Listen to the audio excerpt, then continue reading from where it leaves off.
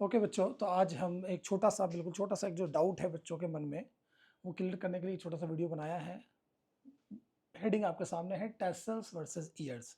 ठीक है, ये हेडिंग आपके सामने है। देखिए, एक बच्चे ने मुझे बोला कि सर ये इन दोनों को लेके बहुत कंफ्यूजन हो रहा है, इसको ज़रा क्लियर कर लीजिए। तो देखिए, हमारा जो डाउट है वो बेसिकली एक चैप्टर से है। चैप्टर का नाम है sexual reproduction in flowering plant. ये चैप्टर आप सबने पढ़ रखा है, sexual reproduction in flowering plant. तो इसी sexual reproduction in flowering plant में एक छोटा सा डाउट है, उसी को हम क्लियर करने जा रहे हैं। और मुझे लगता है जहाँ तक कि बहुत सारे बच्चों को ये डाउट होगा, बहुत सारे बच्चों को ये डाउट होगा, लेकिन उन्होंने क्लियर नहीं किया होगा या उन्होंने इस बात पर ध्यान ही नहीं दिया होगा। ठीक, डाउट इसलिए है कि जो ओल्ड एनसीईआरटी है, जो ओल्ड एनसीईआरटी है हमारे पास, कुछ बच्चों के पास पुरानी एनसीईआरटी होगी, और जो लेटेस्ट एनसीईआरटी है, अगर हम इन दोनों की बात करें, पुरानी एनसीईआरटी और जो लेटेस्ट एनसीईआरटी है, उसमें डिफरेंस है। जो लिखा हुआ है टेक्स्ट में वो पुरानी एनसीईआरटी में और नई एनसीईआरटी में अलग लिखा हुआ है, जिसकी वजह से कन्फ्यूजन क्रिएट होता है। तो उस कन्फ्यूजन को दूर करते हैं। पहले मैं आपको दिखाता हूं कि लेटेस्ट एनसीईआरटी में क्या लिखा हुआ है टैसल्स और ईयर के बारे में। ठीक है, तो चैप्टर हमारा कौन है? Sexual reproduction in flowering plant. चलते हैं सीधे उस टेक्स्ट पे। ये टेक्स्ट आपके सामने है। ये डायग्राम देखिए, आप सबने देखा है, ये डायग्राम देखा है। ये पॉलिनेशन वाला डायग्राम है। इसमें लिखा है कि विंड पॉलिनेटेड प्लांट दिखाया गया है इसको, जो कि शोइंग कॉम्पैक्ट इन्फ्लोरेसेंस शो करता है और वेल एक्सपोज स्टेमन शो करता है। देखिए, हम ये बात जानते हैं कि जो प्लांट एयर से पॉलिनेट होते हैं उनमें कई सारे फूल एक साथ झुंड में रहते हैं, उसको हम इन्फ्लोरेसेंस कहते हैं, ताकि पॉलिनेशन के चांसेस बढ़ जाएं। दूसरी चीज हमने ये भी देखा कि जो विंड से पॉलिनेट होते हैं प्लांट, उनके स्टेमन जो होते हैं वो बहुत एक्सपोज्ड होते हैं, ताकि हवा में एक्सपोज रहेंगे, हवा चलेगी, वो फ्लटर करेंगे और पॉलन ग्रेन रिलीज हो जाएंगे। ठीक, तो ये जो डायग्राम उठा के दिया गया है विंड पॉलिनेटेड प्लांट का दिया गया है। ठीक, ये एक बात हो गई। अब आइए, जो टेक्स्ट यहाँ लिखा है नई एनसीईआरटी में, ये नई एनसीईआरटी है बच्चों। यहाँ लिखा है wind pollinated flower often have a single ovule in each ovary. Wind pollinated plant में एक ओवरी में ऑफनली, नॉट ऑलवेज, एक ओवरी में एक ही ओव्यूल होता है। And numerous flower are packed into inflorescence, और बहुत सारे फूल एक इन्फ्लोरेसेंस में पैक्ड होते हैं, जैसा कि मैंने आपको बताया। A familiar example is the corn cob. Corn cob, मकई का जो फ्रूट होता है उसको कॉब कहते हैं बच्चों। मक्का, मक्का जिसको कहते हैं उसे कॉब कहते हैं अंग्रेजी में। The ears you see, cob में, कॉर्न के कॉब में, द ईयर यू सी, जो ईयर्स आपको देखने को मिलते हैं, are nothing but the stigma and style which wave in the wind to trap the pollen grains।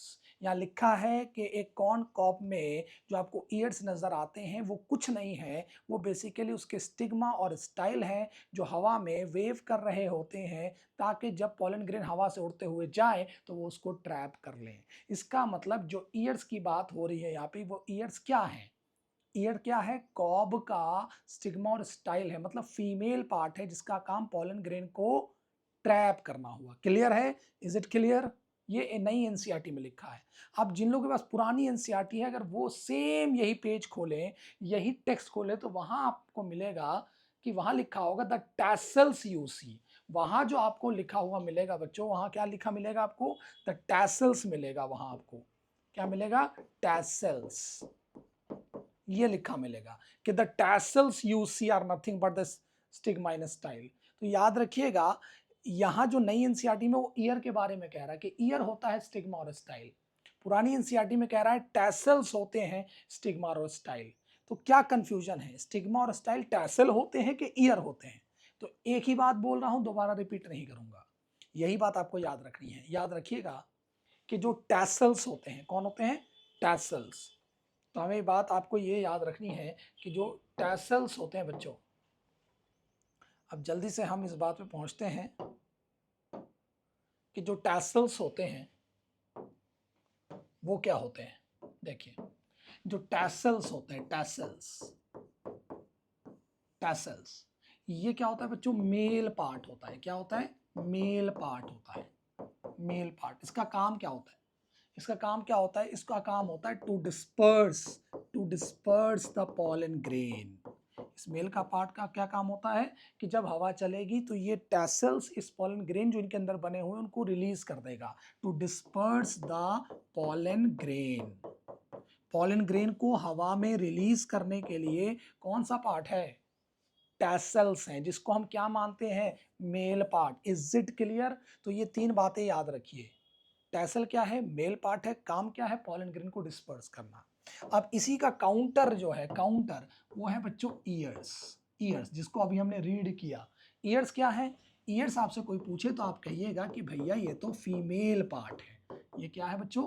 Female part है। और इसका काम क्या है ये पूछ दे अगर कोई, तो to trap the pollen grain. Pollen grain जो हवा में रिलीज हो गए हैं उनको ट्रैप करना का काम ईयर्स का है। Is it clear? तो ईयर्स क्या है? फीमेल पार्ट है। फीमेल पार्ट में भी क्या? स्टिग्मा और स्टाइल है।